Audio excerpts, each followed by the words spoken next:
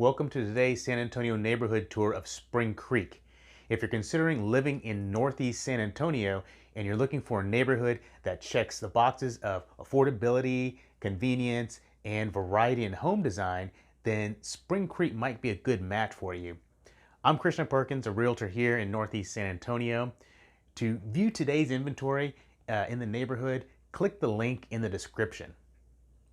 Spring Creek is located in suburban Northeast San Antonio, just inside Loop 1604 between Judson Road and O'Connor Road.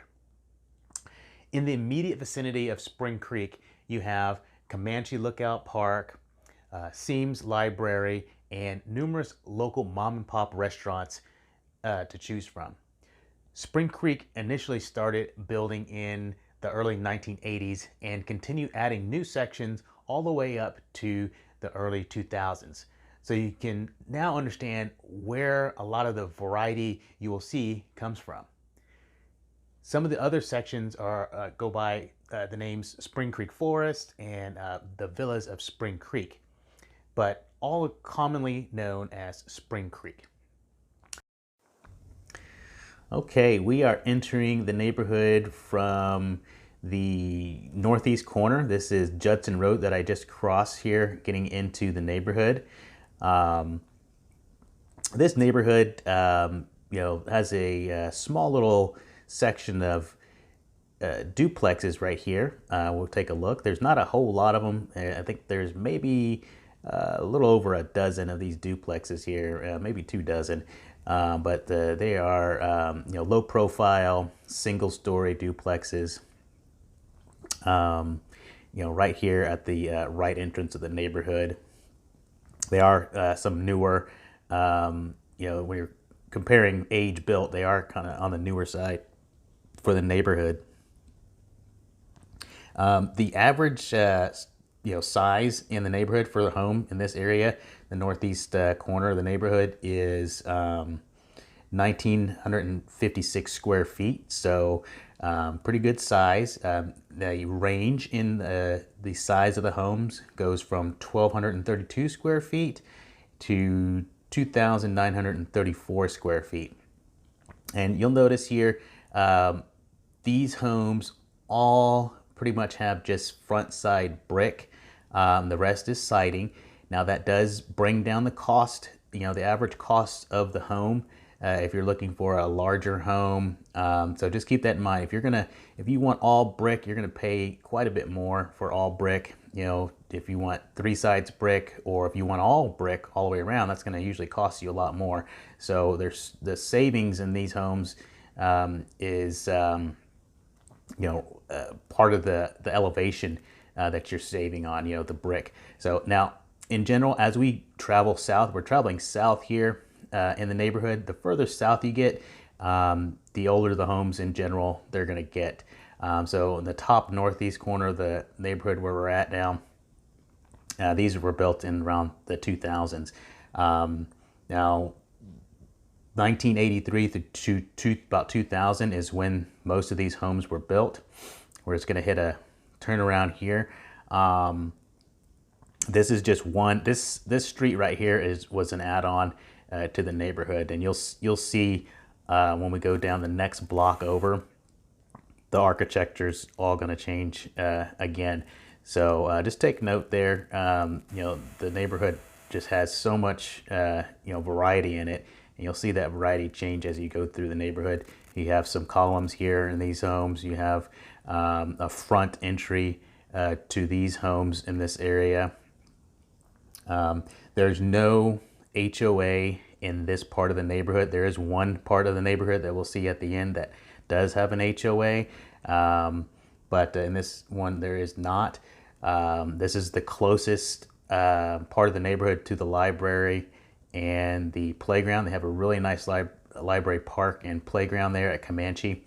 So keep that in mind. That is accessible to you, but there's not like a pool or a playground or park in the neighborhood if that's something that's important to you.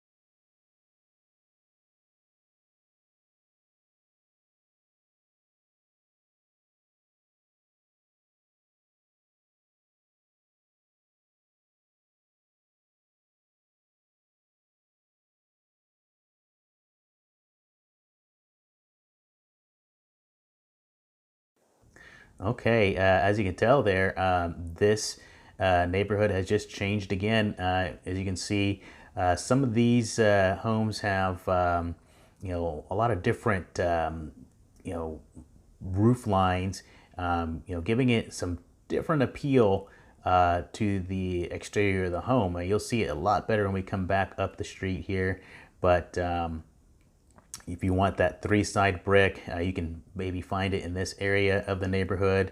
They're not all three-sided brick. You still have a few that are just front-side brick, but that's going to continue to change as we get further and further into the neighborhood. You'll start seeing all those different options available to you here in the neighborhood.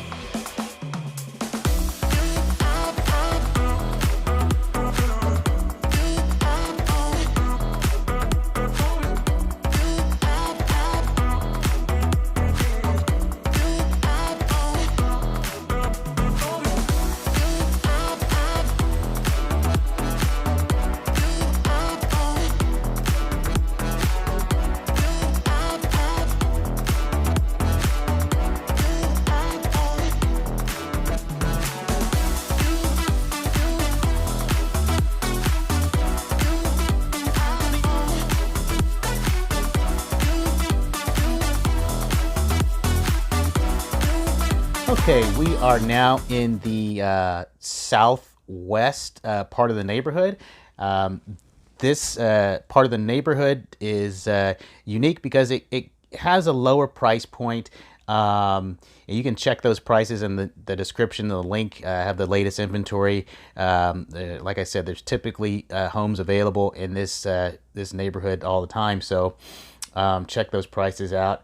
The range in sizes in this neighborhood go from 802 square feet to 2297 square foot. They were built from 1982 to 1995. The average home size comes in at about 1,344 square feet, so definitely smaller than what we saw up north. There's still not an HOA down here or any fees like that. But the biggest distinguishing characteristic here that you might have noticed already is that there's typically not a front door to these properties. The doorway is typically on the side of the house. It's not on every single one of these, but most of them have a side entry door. And the reason that is because your home in this area is either to the left or to the right of the lot, your lot. So they're narrower lots. You have a side yard and a backyard. So your neighbor's part of their house is going to be up on the lot line, in your side and backyard. So definitely something to consider moving into a neighborhood like this. You may or may not like that. Let me know in the comments. Have you had experiences like that? Was it good? Was it bad? What happened? I'm sure folks are interested in that because the draw here is that this area of the neighborhood is more affordable, and is that just based on the price of the house, or the size of the house, or is it because of that little detail there, having what we call a zero lot line design to the property? I'd love to hear back from you. So, I've got a friend that lives in a neighborhood like this. He hasn't had any issues with it, but again, you want to make that decision for yourself.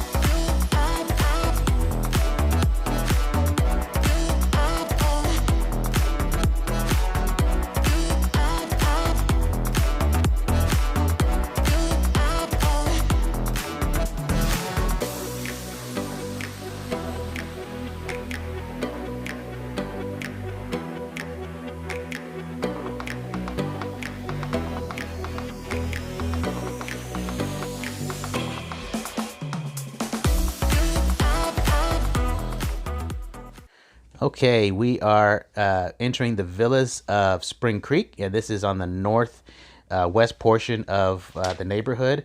The average home size in here is about 2,038 square feet, and the range is from 978 square feet to 3,052. You have a pretty good mix of single story and two-story homes here in this neighborhood. It was built, I believe, by Syntex Homes, if you're familiar with the brand. There is an HOA here, and it's paid quarterly. It's about $100 a quarter, and these homes were built from 1996 to 2001. Other than the gated aspect of the neighborhood, that is basically what you're paying for.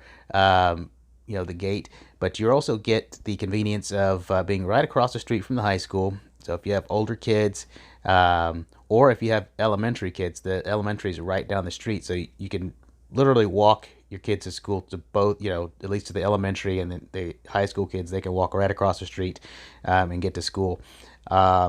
Those are your main advantages to this neighborhood. There's not any parks or anything in the neighborhood, or swimming pools or anything like that. But is it worth it to you? I'd like to know. Do you consider having the gated community aspect, of the neighborhood? Is that worth it to you? Yes or no? Let me know in the comments. Personally, I've never lived in a gated community.